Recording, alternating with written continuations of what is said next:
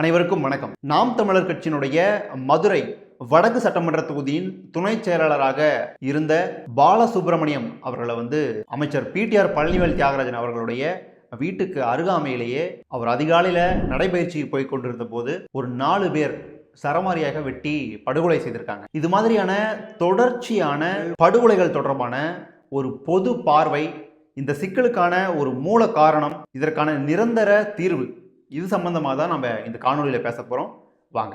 முன்னெல்லாம் கொள்ளை, கற்பழிப்பு இந்த மாதிரியான செய்திகள்லாம் ரொம்ப பரபரப்பாக பேசப்படும். ஆனால் இப்போலாம் செய்தித்தாளில் ஒரு பெட்டி செய்தியாக சுருங்குற அளவுக்கு நார்மலைஸ் பண்ணிட்டாங்க. அதே போல் இந்த கொலை செய்திகளையும் தொடர்ச்சியாக இவங்க நார்மலைஸ் செய்யக்கூடிய ஒரு ஆபத்தான சூழ்நிலையை உருவாக்கிட்டு இருக்காங்க. இது மாதிரியான தொடர்ச்சியான அரசியல் கொலைகளும் படுகொலைகளும் அதிமுக ஆட்சியில் நடந்திருந்தாலோ அல்லது பக்கத்தில் இருக்கக்கூடிய பாஜக ஆளக்கூடிய மாநிலங்கள் நடந்திருந்தாலோ இந்நேரம் சட்டம் ஒழுங்கு சீர்குலைஞ்சிருச்சு அப்படி இப்படின்னு சொல்லி தமிழ்நாட்டையே ஒரு உழுக்கு எடுத்திருப்பாங்க உடன்பிறப்புகளும் திமுக சமூக ஆர்வலர்களும். ஆனா சொல்லி வச்ச மாதிரி இப்ப எல்லாருமே கள்ளம் மூலம் சாதிக்கிறாங்க. சமூக வலைதளங்கள்ல இது தனிப்பட்ட குடும்ப பிரச்சனை, இது தனிப்பட்ட பகை, இந்த மாதிரி பூசி மெழுகக்கூடிய இந்த கொலைகளை நியாயப்படுத்தக்கூடிய காரணிகளை இவங்க முன் வச்சு வாதம் செஞ்சுட்டு இருக்காங்க. இது போன்ற கொலைகளை முன்கூட்டியே தடுத்திருக்க வேண்டிய காவல்துறையும் உளவுத்துறையும் கொலை நடந்த பிறகு நடவடிக்கை என்கிற பெயர்ல கண் துடைப்பு நாடகத்தை செஞ்சுட்டு இருக்காங்க.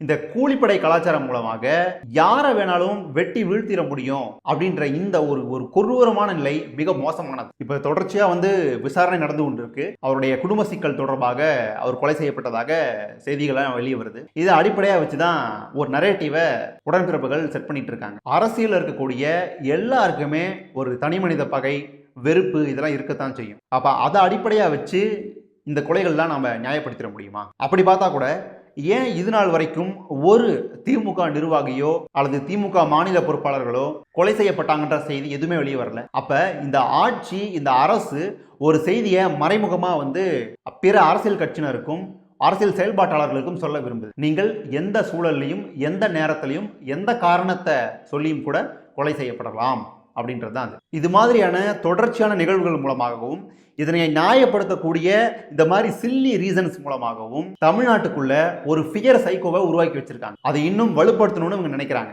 ஏதோ ஒரு வகையில ரொம்ப அழுத்தமாக நீங்க எதிர்ப்பை தெரிவிக்கக்கூடிய வேலைகளை செஞ்சீங்க அப்படின்னா உங்களையும் இப்படி சர்வசாதாரணமா எங்களால கொலை செஞ்சிட முடியும், கூலிப்படைகளை ஏவி உங்களை கொலை செஞ்சு அது தனி மனித பகை ஏதோ ஒரு காரணமா சொல்லி பூசி மெழுகி மூடிட முடியும் அப்படின்ற ஒரு ஃபியர் சைக்கோவை இவங்க உருவாக்கிட்டு இருக்காங்க. இந்த சூழல்ல நம்ம ஒன்று சிந்திச்சு பார்க்கணும். கடந்த 2 வாரங்களுக்குள்ள சேலம் மாவட்டத்துல கொண்டலாம்பட்டி பகுதி செயலாளராக இருந்த அதிமுக நிர்வாகி வெட்டி படுகொலை செய்யப்பட்டிருக்காரு. அதை தொடர்ந்து சென்னையில தமிழ்நாடே அதிரும் வண்ணம் பகுஜன் சமாஜ் கட்சியினுடைய மாநில தலைவர் ஆம்ஸ்ட்ராங் படுகொலை செய்யப்பட்டார். இப்ப நாம் தமிழர் கட்சியினுடைய நிர்வாகி மதுரையில கொலை செய்யப்பட்டிருக்கார். எல்லாருக்குமே பாத்தீங்கன்னா சேம் பேட்டர்ன்.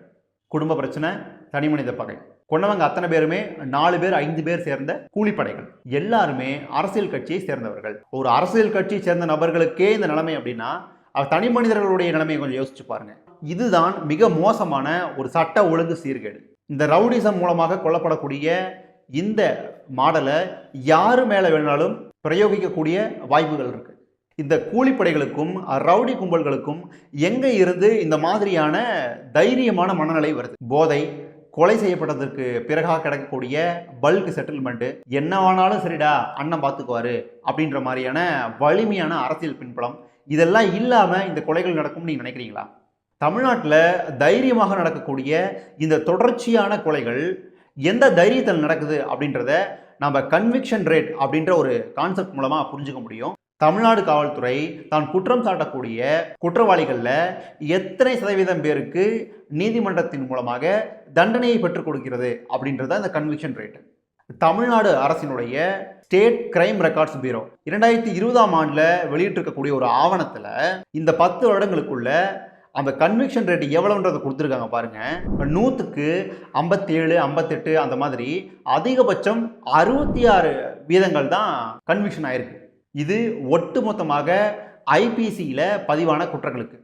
ஐபிசியில குறிப்பாக மர்டருக்கு, கொலை குற்றங்களுக்கு 2019 வெளியிடப்பட்ட ஆவணத்துல வெறும் 29% தான் கன்விக்ஷன் ரேட் கிடைச்சிருக்கு. அதே போல 2022ஆம் ஆண்டுல வெறும் 26.8% தான் கன்விக்ஷன் ரேட் கிடைச்சிருக்கு. இது ஒவ்வொரு வருடமும் மாறுபடும்.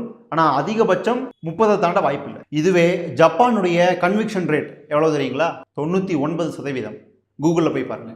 இதில் கொடுமை என்ன அப்படின்னா, அந்த 26, 29%லையும் நன்கு திட்டமிடப்பட்டு அரசியல் கொலைகள் செஞ்சவங்க மாட்டுவாங்களா அப்படின்னு அது கேள்விக்குறிதான். உண்மையாகவே குடும்ப தகராறுல ஏதோ ஒரு ஆத்திரத்தில் நடைபெற்ற கொலைகளா இருக்கலாம், அல்லது எந்த ஒரு பின்னணியும் இல்லாம எந்த ஒரு சப்போர்ட்டும் இல்லாத சூழ்நிலையில செய்யப்பட்ட கொலைகளா இருக்கலாம். அப்ப இதில் உண்மைத்தன்மை தெரிஞ்சுக்கணும் அப்படின்னா, அந்த கன்விக்ஷனான அந்த 29, 26% இருக்கக்கூடிய ரவுடிகள் எத்தனை பேருக்கு நீங்க கன்விக்ஷன் வாங்கி கொடுத்துருக்கீங்க? வெல் பிளானடு பொலிட்டிக்கல் மர்டர், இதுக்கெல்லாம் நீங்க எவ்வளவு கன்விக்ஷன் வாங்கி கொடுத்துருக்கீங்க? சரித்திர குற்றவாளிகள், அவங்களுக்குலாம் நீங்க எத்தனை பேர் தண்டனை வாங்கி கொடுத்துருக்கீங்க? அவங்கள எத்தனை குற்றவாளிகளுக்கு நீங்க தண்டனை வாங்கி கொடுத்துருக்கீங்க? இந்த மாதிரியான விவரங்களையும் பிரித்து வெளியிட்டா இந்த குட்டு வெளிப்பட்டுரும். அப்ப இந்த கொலைகளுக்கான தைரியம் எங்கிருந்து வருது? ஒரு கொலை நடந்தாக்க நம்மளை கைது செய்வாங்க, கைது செஞ்சு நீதிமன்ற காவல் அதிகபட்சம் 90லேருந்து 150 நாள், நம்ம வெளியே வந்துடுவோம். வெளியே வந்துட்டோம் அப்படின்னா அது ஒரு விசாரணை 2 வருடமோ 3 வருடமோ அப்படி இழுத்துட்டு போகும். இப்போ அதற்குள்ள இந்த சாட்சிகளை பிறல் சாட்சியை மாற்றுறதன் மூலமாக, அல்லது கலைப்பதன் மூலமாக, அல்லது காவல்துறை நீதிமன்றத்துக்கு சப்மிட் பண்ணக்கூடிய சார்ஜ் ஷீட்டில் பல குளறுபடிகள் செய்வதன் மூலமாக, லஞ்சம் மூலியமாக, அரசியல் அழுத்தம் மூலியமாக அந்த கேஸை நம்ம ஒண்ணுமில்லாமல் பண்ணிடலாம். சரியான திட்டமிடலோட செஞ்சா பெரிய அளவுல எந்த பாதிப்புமே கொலை செய்தவர்களுக்கு கிடையாது. அப்ப இந்த தைரியம் தான் கொலை செய்வதற்கு இந்த கூலிப்படைகளுக்கு மிக வசதியாக இருக்கு. இப்ப புதுசா கொண்டு வந்திருக்கக்கூடிய அந்த BNS சட்டத்துல கொஞ்சம் வலுவான காரணிகள்லாம் இருக்கிறதா சொல்றாங்க. அது இன்னும் போக போக தான் நமக்கே தெரிய வரும். இதுல ஒரு பெரிய கொடுமை, நாம் தமிழர் கட்சியினுடைய நிர்வாகி அண்ணன் சேவியர் குமார் படுகொலை செய்யப்பட்டார். இப்ப படுகொலை செய்யப்பட்ட அவருடைய உடம்பை கூட அவருடைய மனைவிக்கு கொடுக்கல. இறுதி காரியம் அவருடைய சடங்குகள் படி நடக்கிறதுக்கு அதற்கு கூட இந்த காவல்துறை அனுமதிக்கல. இப்ப காவல்துறையால் புதைக்கப்பட்ட அவருடைய கணவருடைய எலும்பையாவது கொஞ்சம் திருப்பித்தாங்க அப்படின்னு நீதிமன்றத்துல மன்றாடிக்கிட்டு இருக்காங்க அவருடைய மனைவி. இந்த நீதிமன்றத்தினுடைய புனிதத்தை பத்தி அவங்களே சொல்றாங்க, கொஞ்சம் கேளுங்க. இன்று வரைக்கும் 5 மாதங்கள் ஆகுது. நான் மதுரை உயர்நீதிமன்றத்துக்கு மாதத்துக்கு 2 முறை நான் எதுக்கு போயிட்டு வரேன்னா, என்னுடைய கணவரோட உடலில் உள்ள அந்த எலும்பையாவது தாருங்க. என்னோட குடும்ப கல்லறையில் நான் கடைசியாக நானும் என் குழந்தைங்களும் இறுதி சடங்கு பண்ணி வைக்கணும் அப்படின்னு சொல்லிட்டு கேட்டு போயிட்டு வந்திருக்கிறேன். ஆனால் என்ன சொல்லுறாங்கன்னா, இப்போ இருக்கிற நீதிபதி சொல்கிறாரு, அது நான் திமுகவில் அட்வொகேட்டாக இருந்து அவங்கக்கிட்டே நான் காசு வாங்கி நான் வந்த ஒரு நீதிபதி, ஒரு ஜட்ஜு.